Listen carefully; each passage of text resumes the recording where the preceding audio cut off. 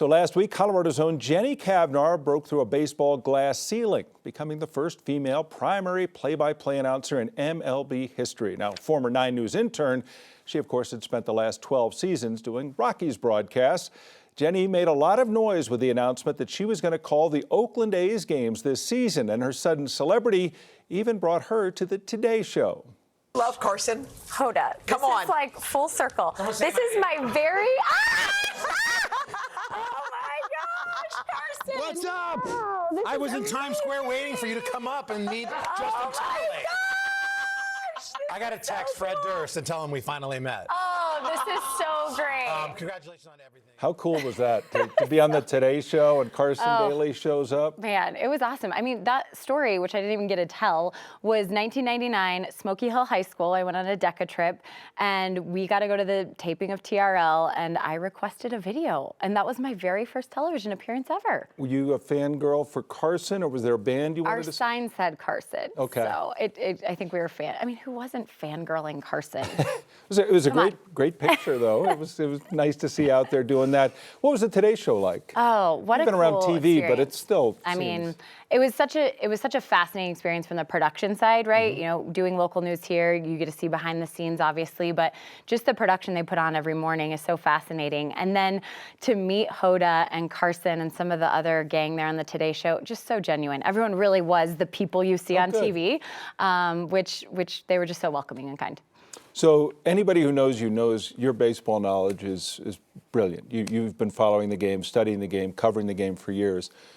Now you have another team, though, and getting to know everybody. It's those personalities, from the manager to the front office down through the players. I imagine you're hard at work studying the Oakland A's. I am hard at work, for sure. It reminds me a lot of when I started with the Padres and then eventually got the job with the Rockies. That first spring training, it's overwhelming. You're meeting people, you're trying to connect faces and stories and names and history and stats and all the things. And so it's very much that all over again.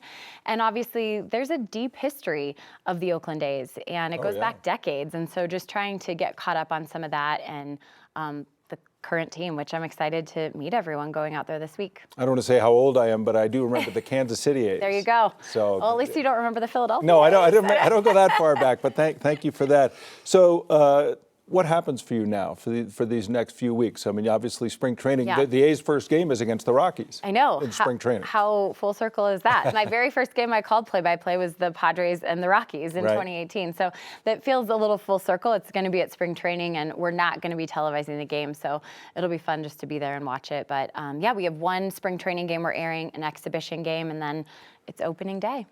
I think anybody who broadcasts, you always feel pressure whenever the light goes on. Sure. This will be a little different, though. I mean, you'll be carrying a bit of a flag to the top of a new summit for many women. Do you feel that, or will you feel that? You know, I felt that for a while. I think, again, in 2018, getting the opportunity to call a game, backing up Drew the last couple of years, that in and of itself was a first. And I think through that process, hearing from young girls, particularly, hearing from dads of daughters who have enjoyed sports and are able to tell my story, it's so rewarding because that's how I grew up. I grew up with my dad being a high school baseball coach, us watching sports, connecting through sports together. And so I think it's important to just note the first, but I also know in doing that, I'm not going to be the last. The door is continually opening, and it's really, really great to see, especially in the game of baseball, to look around and see so many women in the game, in uniform, in the front office, on television, behind the scenes, producing games like the Rockies have. So I just think it's really cool to be a part of the conversation. So our Marshall Zellinger went to Laredo Middle School. Heck yeah, he did. Yeah, and he shared with us a photo that they posted of you now when they're talking about famous alums. And this is, I think, we have, is this 7th grade maybe? Oh my gosh. Thanks, Marshall. Appreciate ya.